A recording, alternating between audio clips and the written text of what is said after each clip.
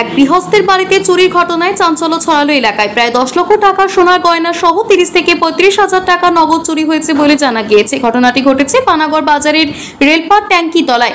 জানা গিয়েছে মঙ্গলবার মনীশ কুমার সিং তার স্ত্রী কাজল সিংকে নিয়ে নৈহাটির শ্বশুর বাড়ি যায়।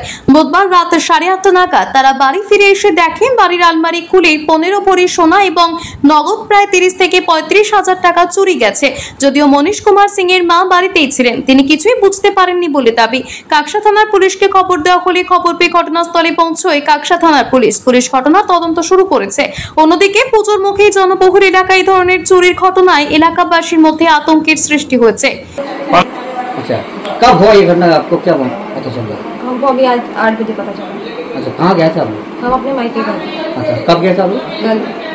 आज जब आए तब क्या देखे? अलमारी खुला हुआ था। अच्छा, ओके। टोटल कितना अमाउंट होगा आप लोगों का अंदाज में? कितना भरी होगा गहना और कैश मिलके कितना होगा? अब बोले तो 15 भरी के आसपास होगा। कैश कितना था? 20-30 हजार होगा।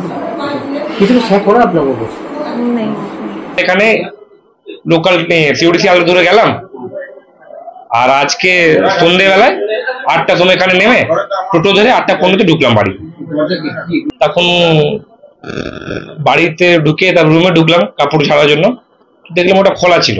তা আমি প্যান্টটা খুলে আমি বাইরে চলে গেলাম। তারপরে বউ ঢুকলো, বউ ঢুকার পর ওটা খোলা ছিল। যখন ঢুকলো বউ, তারপর দুটো কপাট খোলা ছিল অল্প অল্প করে। তখনও দেখতে পেয়েছে কি লকার থেকে গায়নের ব্যাগটা আর ক্যাশ পয়সাটা চলে গেছে। কত পরিমাণ কত ছিল? 15 ভরি মতন হবে, 10 লাখ টাকা কাছাকাছি ছিল গয়না আমার। আর ক্যাশ 20 থেকে 30 হাজার টাকা ছিল। কাকসা থেকে নিজস্ব প্রতিনিধির রিপোর্ট, টিভি নিউজ 10।